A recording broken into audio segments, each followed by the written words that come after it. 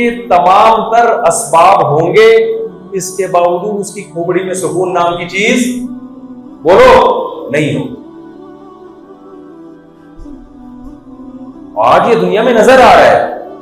अल्लाह कहते हैं नहीं, उसको सुकून नहीं मिल सकता। क्यों? उसकी एक साइंटिफिक लॉजिक भी है। बताओ, नेचर पे चलने में सुकून है, ये नेचर से बगावत में सुकून है? शेर की नेचर क्या है? गारों में रहना। आपने क्या किया? आपने कहा बेवकूफ, गारों में रह रहा है, पहाड़ों में रह रहा है, घर में सोफे में एयर कंडीशन में लाके बैठा दिया और गोले गंडे रख दिए उसके सामने, आप खूबसूरत रसगुल्ले रख दिए, कबाब रख दिए कि गोश्त खाता है। तो थोड़े दिनों बाद डिप्रेशन से मरेगा कि नहीं मरेगा? बोलो ना, क्या हो गया? इसलिए कि आपने उसको उसकी नेचुरल लाइफ से दूर कर दिया। अल्लाह का कुरान में ये दावा है कि इंसान की जो नेचर है उसको इस्लाम कहा जाता है। जो इस्लाम से हटेगा वो अपनी नेचर से हट जाएगा। गोरे इस्लाम से हट गए। इस नेचर इंसान की थी निकाह करके जिंदगी गुजारना, औरत के पास जाना। नेचर से हटे मर्दों के पास जाना शुरू हो गए। नेचर से हटे निकाह के बजाय जिना का रास्ता इख्तियार कर लिया। इंसान की नेचर थी जब पैदा होगा तो एक ददियाल वाला खानदान होगा, एक दनियाल वाला खानदान होगा। जो नेचर से हटे जिना जब आया तो जब पैदा हुआ सिर्फ ननियाल मिला, ददियाल मार्केट से शॉर्ट हो गया। और जो ननियाल मिला वो भी उसको ननियाल कहते हुए भी शर्म आ रही है हमें। एक अदद अम्मा और एक अदद नानी जो ओल्ड हाउस में होगी वो भी नवासे को घर में मुयस्सर नहीं है। अम्मा के अलावा कोई खाला चचा फुप्पी भी नहीं मिल रही उसको। तो ये नेचर है, ये नेचर से बगावत है। नेचर क्या है? जब आपका दिमाग थक जाता है, आप सो जाते हैं और दिमाग फ्रेश हो जाता है। ये नेचुरल है, सदियों से चला आ रहा है।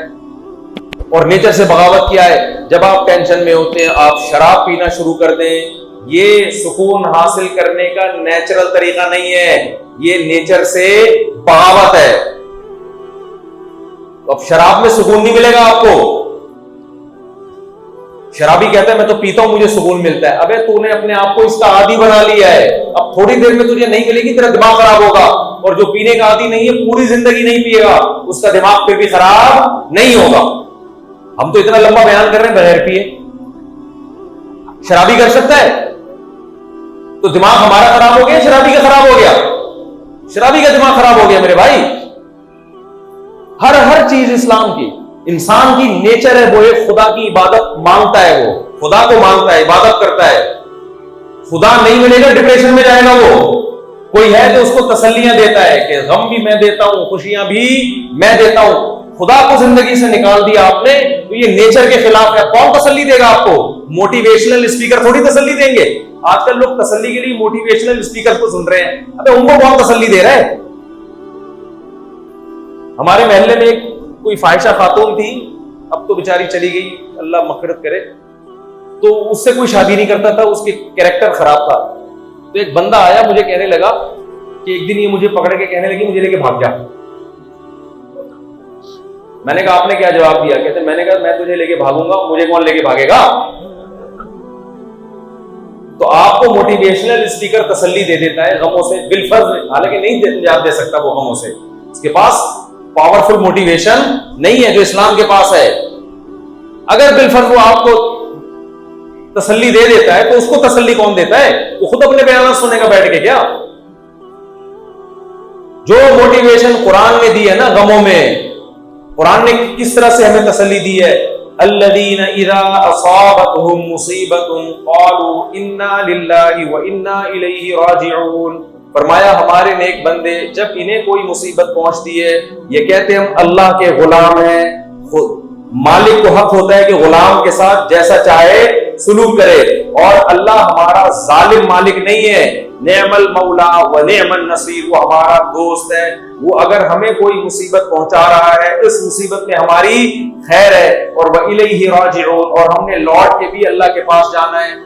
आज जो मुसीबत हमें मिली है कल अल्लाह इस मुसीबत के बदले में अगर हम सब्र करते हैं तो हमें इसका अजर देगा। याकूब अलैहिस्सलाम का बेटा छिन गया, बचपन में सारी जिंदगी गमों में गुजरी।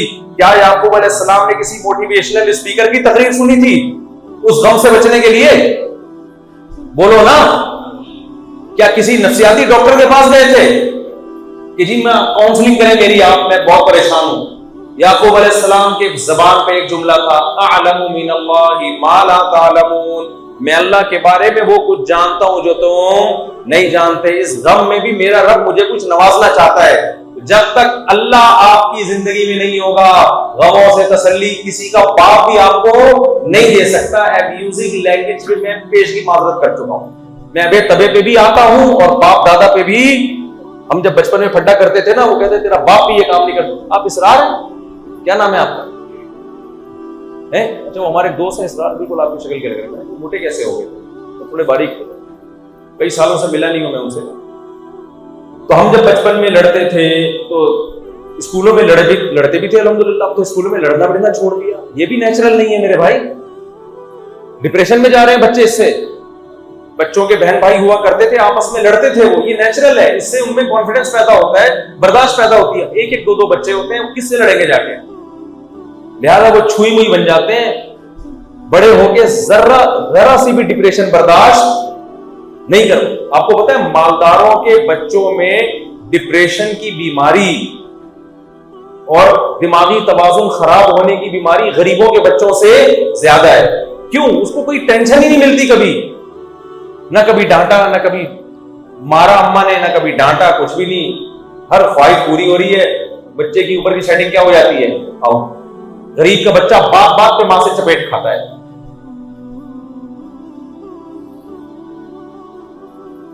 गरीब के बच्चे को रोटी खिलानी नहीं पड़ती, बचानी पड़ती है। और मालदार के बच्चे के लिए माएं पहले दो दो रकअतें पढ़ के मन्नत मांगती है, अल्लाह इसको रोटी खाने की तौफीक अता फरमा दे। उसके बाद जाके बड़ी मुश्किल से खाता है।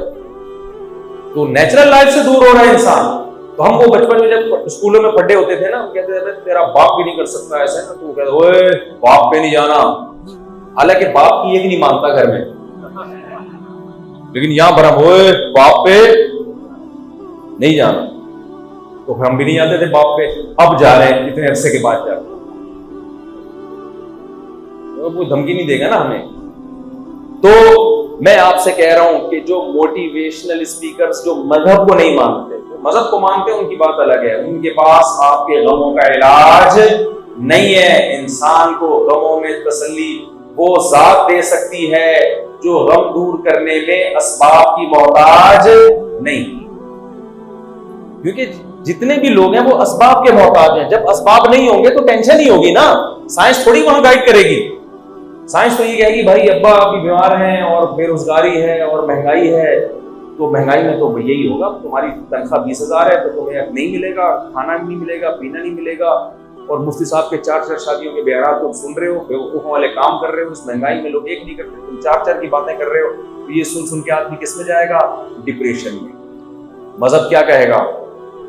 अल्लाहु यबसुतुर रिज़्क़ लिमन यशाउ व यक़दिर, अल्लाह जिसके लिए चाहता है रिज़्क़ के दरवाजे खोल देता है, जिसके लिए चाहता है रिज़्क़ के दरवाजे बंद कर देता है। व मन यत्तक़िल्लाह, जो अल्लाह से डरता है, युकफ्फिर अन्हु सय्यिआतिही व मन यत्तक़िल्लाह, क्या है भाई आयत?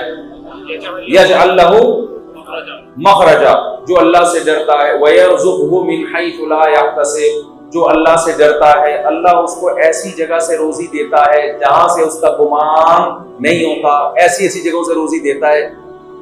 तो जो अल्लाह को मानेगा वो इस बात को भी मानेगा और उसकी डिप्रेशन क्या होगी?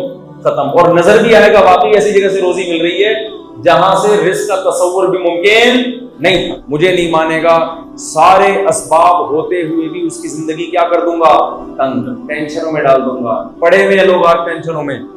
जिस नफ्सियाती डॉक्टर से आप इलाज करा रहे होते हो ना, वो बेचारा खुद अपना इलाज किसी और डॉक्टर से कराता है थोड़े दिनों में। सारे डॉक्टर एक जैसे नहीं होते, कहीं आप सारे डॉक्टरों से बदगुमान हो जाए, नहीं है। कोई माकूल हल किसी के पास नहीं है।